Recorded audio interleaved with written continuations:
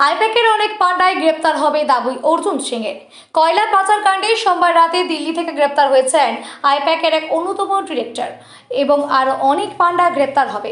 মঙ্গলবার সকালে ভাটপাড়ার বিজেপি প্রার্থী পুত্র পবন সিংয়ের সমর্থনে সন্ধ্যা হাই স্কুলের সামনে থেকে শুরু করে ভাটপাড়া পৌরসভার 10 নম্বর ওয়ার্ড এবং 14 নম্বর ওয়ার্ডে বাড়ি বাড়ি জনসংযোগে যোগ দিয়ে এমনটাই দাবি করলেন নোয়াপাড়ার বিজেপি প্রার্থী অর্জুন সিং। তিনি বলেন, চুরি দুর্নীতি কাণ্ডে যুক্তরা ধরা পড়বে, পুত্র পবন সিং বিপুল ভোটে জয়লাভ করবেন বলে জানালেন অর্জুন সিং। করবে না, মমতা চোরও যাবে একদম। যারা দুর্নীতির সঙ্গে যুক্ত আছে, চোর আছে, সব গ্রেফতার হবে। পবন সিং এর হয়ে প্রচারে নেমেছেন, কতটুকু গুরুত্ব পাবে পবন সিং ভাটপাড়ার বিধায়ক? দেখুন, ভাটপাড়া মাটি সবসময় শক্ত ঘাঁটি বিজেপির।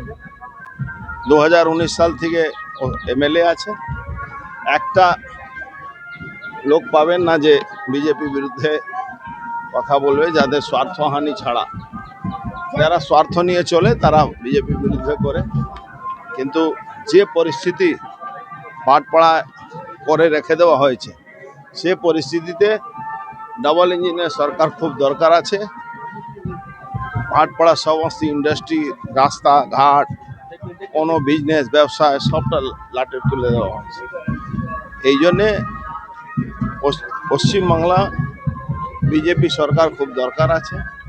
নরেন্দ্র মোদীজির নেতৃত্বে বাংলায় সোনার বাংলা হবে। নিশ্চিতভাবে বাড়বে। পবন সিং বলছে 30,000 ভোটের মার্জিন।